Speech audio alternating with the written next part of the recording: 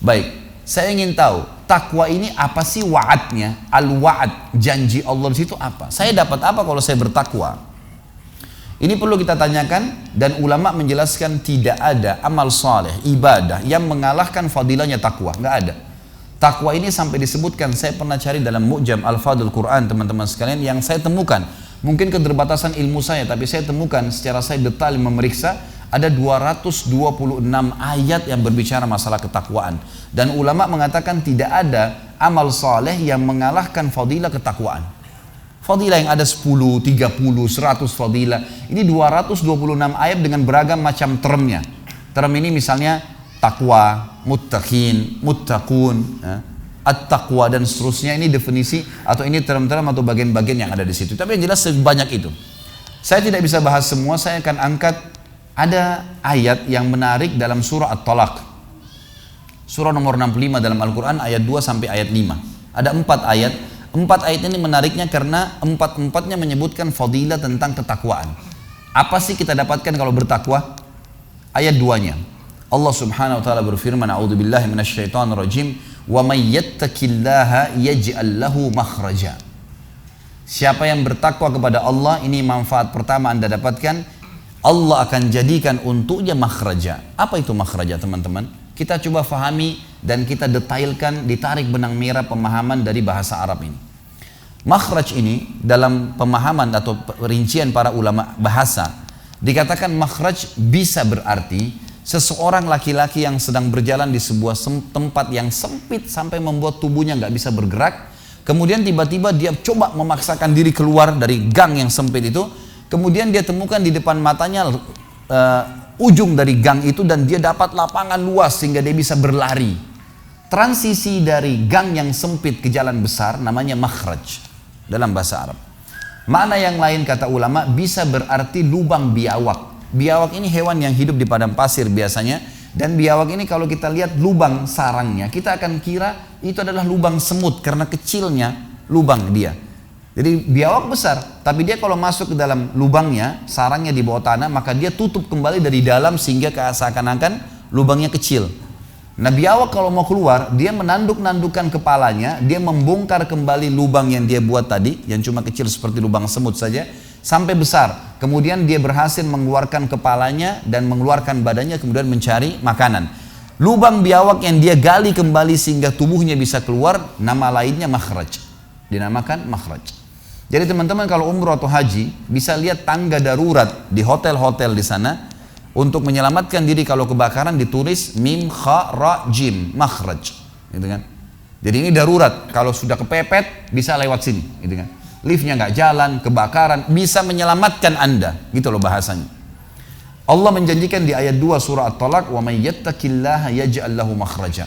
Siapa yang bertakwa kepada Allah, Allah akan jadikan makhraja dalam hidupnya, jalan keluar dari masalah yang dia hadapin yang sangat lapang, luas. Gitu. Ayat ketiga Allah janjikan fadilah yang kedua, wa yarzuqhu min haitsu la yahtasib, dan Allah akan berikan kepadanya rezeki dari tempat dia tidak sangka-sangka. Saya mengajak teman-teman untuk hadiri ceramah besok insya Allah. Saya tidak tahu panitia bisa ditanya alamatnya, ada besok subuh dan ada besok malam. Kalau tidak salah besok subuh itu kenalilah Tuhanmu kau akan bahagia. Judulnya kita akan bicara lebih jauh tentang Allah Azza wa Jal. Kemudian maghrib nanti kita akan bicara saudaraku nilai rahasia rezekimu. Akan lebih panjang lebar saya jelaskan masalah rezeki dan sumber-sumbernya, gitu kan. Rezeki ini banyak orang fahami hanya baju, makanan, minuman, pakaian, tempat tinggal. Padahal rezeki itu sangat luas, lebih luas daripada itu. Mata kita bisa menangkap cahaya. Sekarang Anda bisa lihat saya bisa lihat Anda karena ada cahaya lampu ini, ya. Kalau tidak ada cahaya sekuat apapun, mata kita senormal apapun tidak bisa lihat apa-apa, gitu kan? Berarti bisanya mata kita menangkap cahaya sebuah rezeki. Suara kita bisa menangkap suara sebuah rezeki.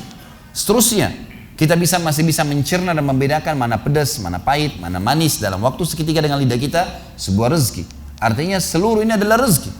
Dan Allah mengatakan wa yarzuqhu, dan Allah akan berikan dia rezeki semua kebutuhannya. Bukan cuma sekedar duit, makanan, minuman, pakaian dan seterusnya, tapi semua kebutuhan yang bisa membuat roda kehidupannya berputar dari tempat yang dia tidak sangka-sangka akan datang dengan sendirinya.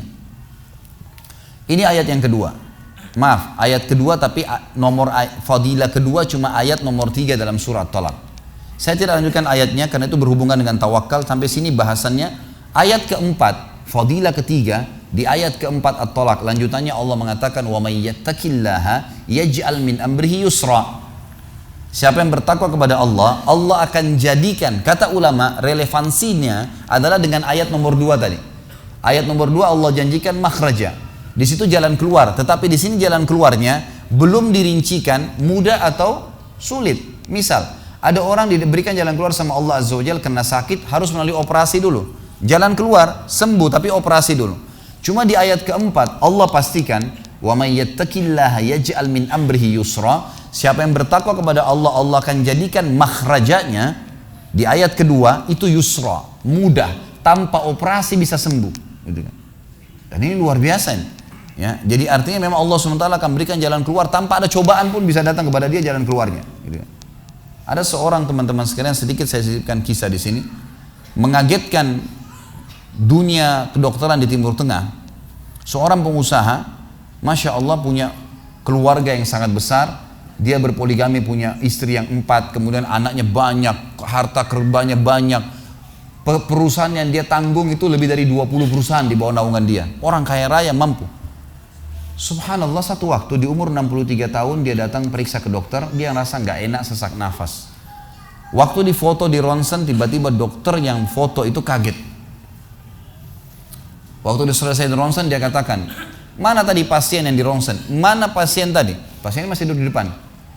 Pastikan pasien ini cari di ruang kematian. Nggak mungkin, secara ronsen sudah tidak bisa. Jantungnya tidak berdetak. Orangnya tidak berdetak jantungnya. Subhanallah, pada saat dicek ternyata tidak berdetak betul.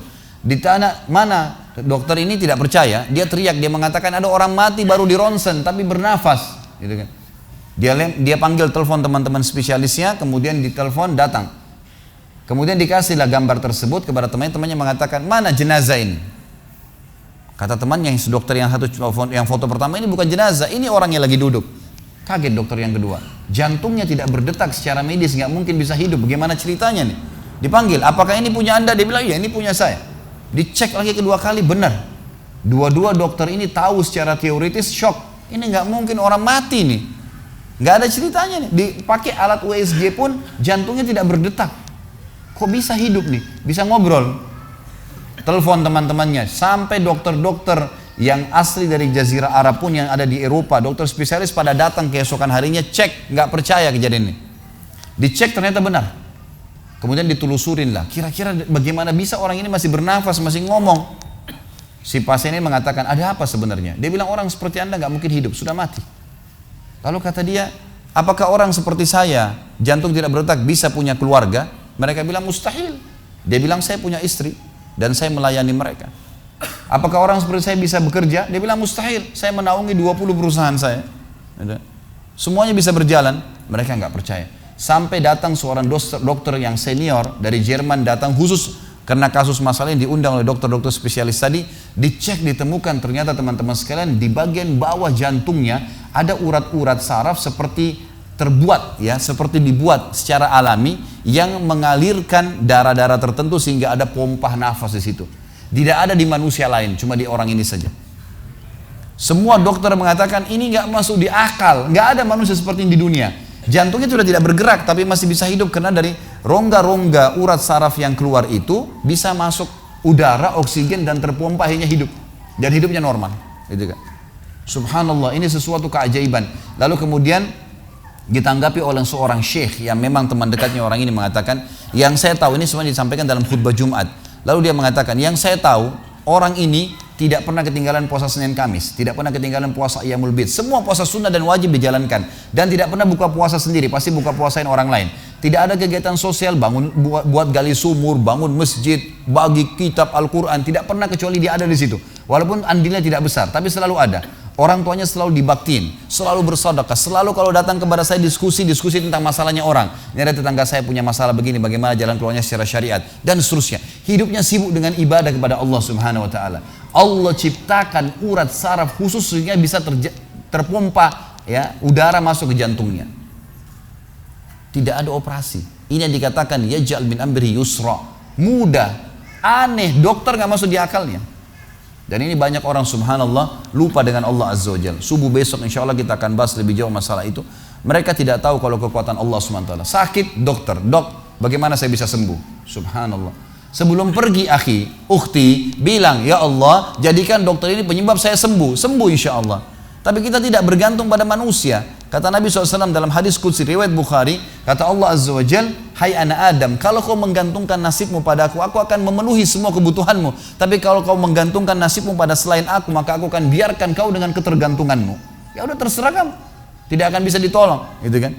Tapi kalau Allah Azza wa Jal turun tangan, sudah berbeda ceritanya teman-teman sekalian.